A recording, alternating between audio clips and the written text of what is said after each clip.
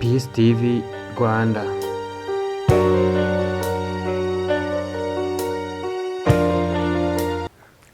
Nyuma y'igihe kirekire twibaza impamvu abana b'abakobwa bakiri bato cyane bakomeje gutwita ku buryo bwinshi cyane, abantu bakomeza kwibaza ngo ni iki kibitera, ni kubera iki, ese ni uburere buke buhabwa abana cyangwa ni abagabo bataye umuco, ni igitsina gabo cyataye umuco kijya muri abo bana. Ku ruhande rumwe bamwe baravuga ati ni uburere buke, abana bavuga ngo ni abagabo batakigira umuco, ariko se muri rusange mwe mubibona mute, mubona biterwa n'iki, bipfira hehe?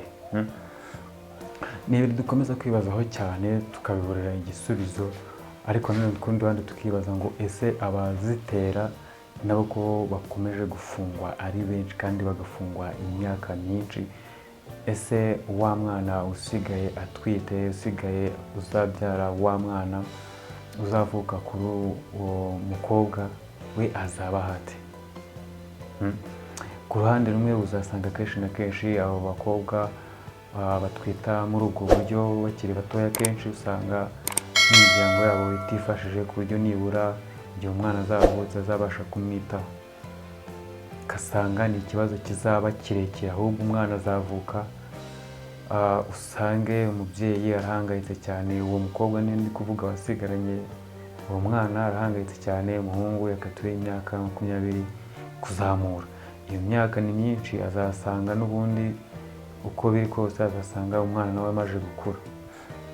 Ariko tukibaza ngo wa mukobwa usigaye we ubuzima bwe buzabaho bute, wa mwana wavutse muri ubwo buryo we azaba hate, nimba usanga ubuzima bwabo butifashije mu miryango yabo.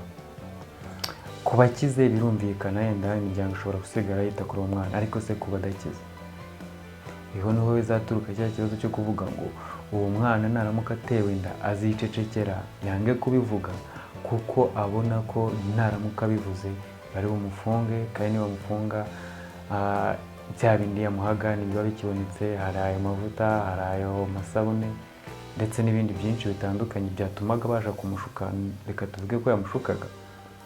Ariko ubwo urumva noneho hari abagiye kugira n'icyo kibazo cyo kuba atwite adafite n'uwo muntu uzabimuha, azaba hate? Hari ibyo twibaza. Namwe mudukurikira mutwandikire muri comment mutubwire mubibona mute, ni iki cyagakwiye gukorwa? Turi hano ngo twubake sosiyete nyarwanda, dufasha abantu kubaho mu buzima bwiza cyangwa se mu buzima bujyanye n'igihe, ariko nanone tugabanya ibibazo duhura nabyo muri sosiyete.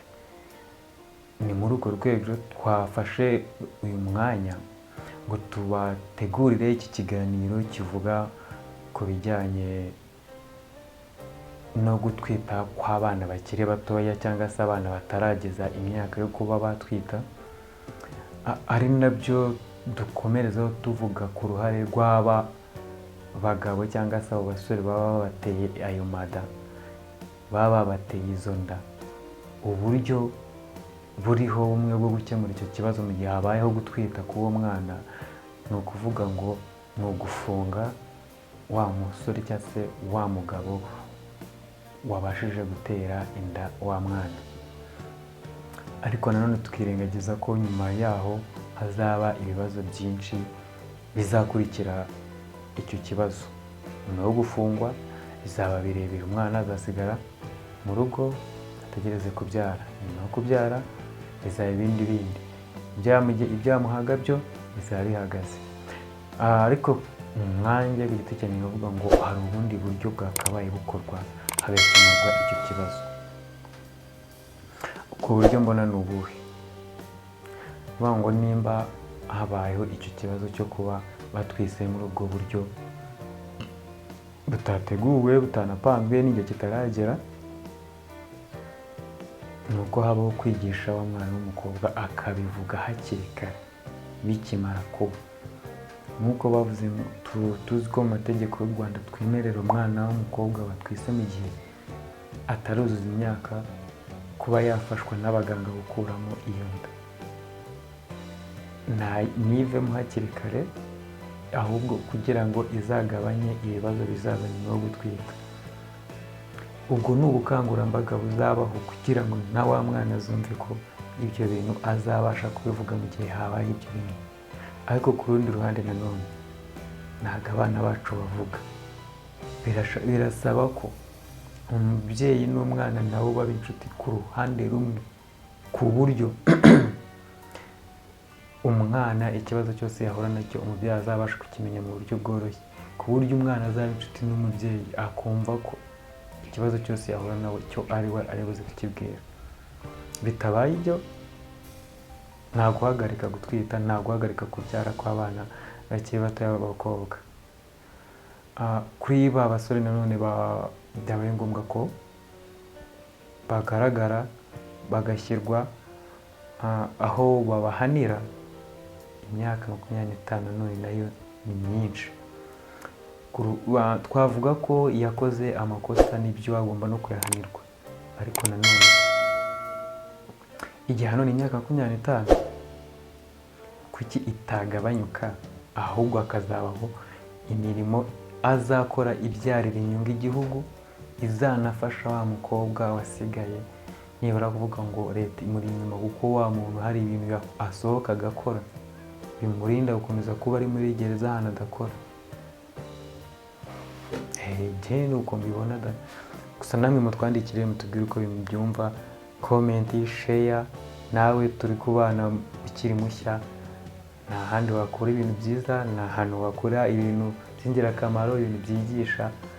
Kora subscribe kugira ngo aya makuru ntazajya gucika, ujye uba uwa mbere kubona ibyo dushyizeho. Kandi turagusaba niba ufite igitekerezo, inyunganizi, ba hafi utubwire uko ubibona. Ukeneye kudufasha cyangwa ukeneye ko tugira ibyo tuganiraho, twandikire kuri nimero tubuze gushyira muri description, hanyuma nawe tuzakugeraho tukuganize, utubwire uko ubibona. Ngaho rero dukomeze tubane muri iki kiganiro cyacu. N'ibisanzwe twitwa Peace TV Rwanda. Ukiri mushya jya muri YouTube search uwandikemo Peace TV Rwanda mu magambo manini, cyangwa muri capital letter, uraza guhita tubona. Turi mu mabara y'ubururu n'umuhondo, ndetse mo hagati harimo umurongo umanuka umeze nk'imizi, ufite udushami tubiri ku mpande n'akandi karimo hagati. Nitwe twitwa Peace TV Rwanda. Ntutwitiranye kuko hari benshi bashaka kutwitiranya, ariko kurikira channel y'ukuri, channel ikugezaho ibintu bizima, nta yindi ni Peace TV Rwanda. Peace TV Rwanda.